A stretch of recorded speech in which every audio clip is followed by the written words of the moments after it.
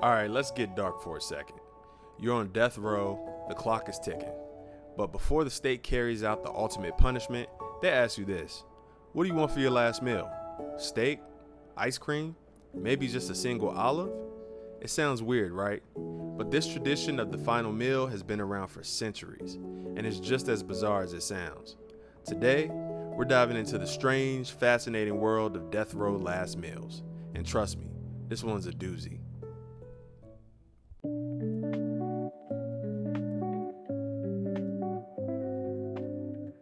Welcome to Unusual Perusal, where we explore the quirks of history, science, and pop culture.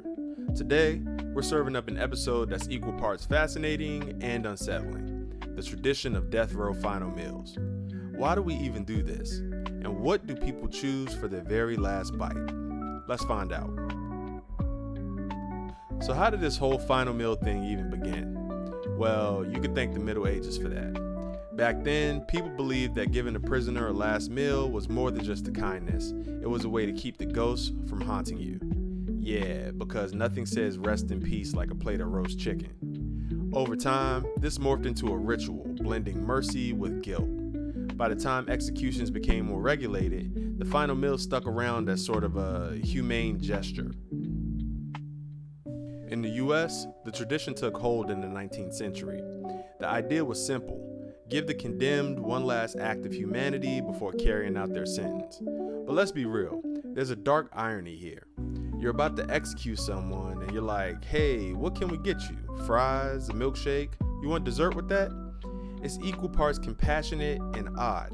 Over time, it became standard, a weird mix of closure, dignity, and honestly, theater. Alright, so here's where it starts to get unusual. Some of these final meal requests are just strange. Victor Feger, he asked for a single olive with the pit still in it. Timothy McVeigh, 2 pints of mint chocolate chip ice cream. And then there's old John Wayne Gacy. He went for an all-American feast of fried shrimp, fried chicken, and strawberries. I guess he was like, if you're gonna go out, you might as well go out full, right?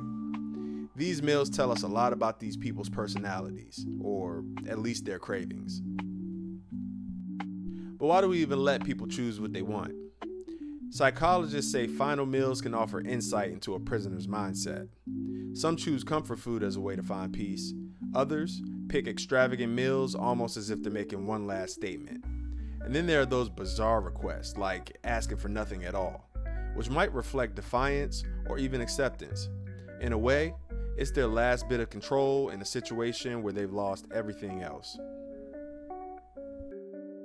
So not every state is still on board with this tradition though. In 2011, Texas ended the practice after one particularly outrageous request.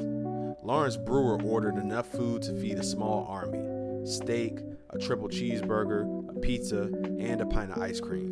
Then he refused to eat a single bite. After that, Texas was like, yeah, we done with this. Other states followed suit, deciding that maybe the final meal wasn't worth the hassle. At its core, the final meal tradition reflects something deeply human: our need to find meaning even in the most inhumane moments. It's a ritual that forces us to confront the weight of justice, mercy, and mortality. But it also raises questions. Are we trying to ease our guilt, or is it just theater for the sake of closure? Either way, the tradition of the final meal continues to spark debate and fascination. And there you have it, the strange, unsettling tradition of death row final meals. It's a story about food, humanity, and the rituals we create to make sense of the unimaginable. If you enjoyed this episode, hit that like button, subscribe for more weird and fascinating tales, and join us next time. Until then, stay curious, stay bold, and always keep perusing the unusual. Thanks for watching.